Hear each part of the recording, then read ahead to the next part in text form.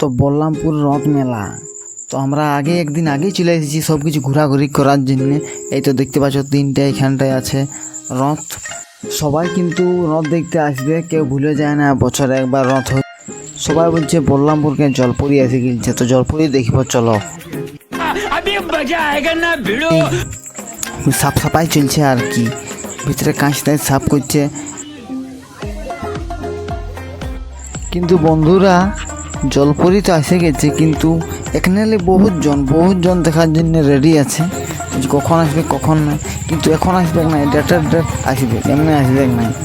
জলপরি দেখার জন্য এখানে সবাই উতাবলা হয়ে গেছে, আর কত লোক ঢুকছে রুমটাকে বের আছে এখানেই, মানে আর কি বলবো। তো ওইদিকে নাগরদোলা সব কিছু মানে কাম বাকি আছে, টুকু আধেক, বেশি নাই, টুকু আধেক বাকি আছে কাম। দেখতে পাচ্ছি ওদিকে রেল টুকাতে মানে সবাই বাকি আছে, অত মানে বাকি নেই, কেউ সাকসেস বলতেই কুলাই। তো এদের দেখতে পাচ্ছ ওইগুলো বেশি টাইম লাগবে না, এদের সব হিসকা আছে এসব করার।